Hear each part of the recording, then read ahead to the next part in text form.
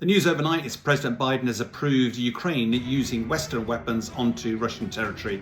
Predictably, that's provoked a wave of angry Russian rhetoric saying that this is going to escalate, potentially even lead to World War III. Let's just hang on a minute. It shouldn't be an issue at all. It's Russia that has invaded Ukraine. Russia has devastated communities, destroyed cities and towns, and killed hundreds of thousands of people.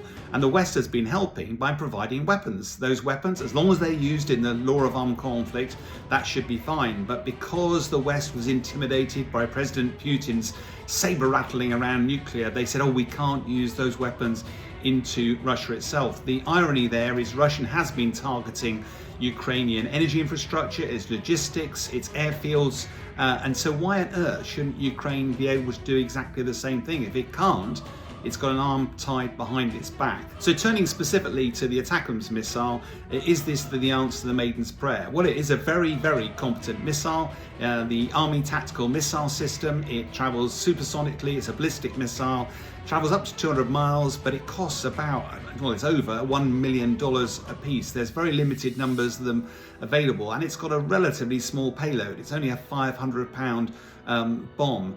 But the real key issue about this weapon is that unlike most Western weapons like bullets, like rockets, like anti-tank weapons, the user can use them, fire them, see the impact immediately.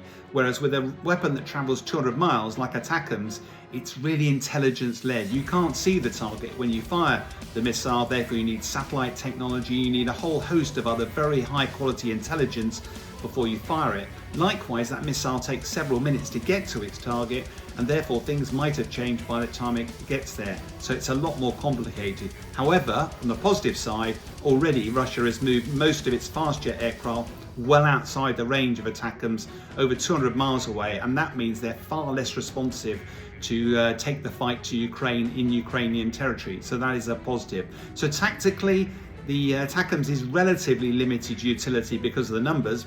It might unlock the West providing more Storm Shadows, but those supplies are relatively limited. The real reason this is big news, I suspect, is because Ukraine is embattled. It made an incursion into the Kursk region of Russia in August. Since then, it's been squeezed out of about a third of that area. Now, Russia will be determined to get rid of the Ukrainians out of that area before they start any form of negotiation. So therefore, Ukraine will be very keen to keep a foothold there.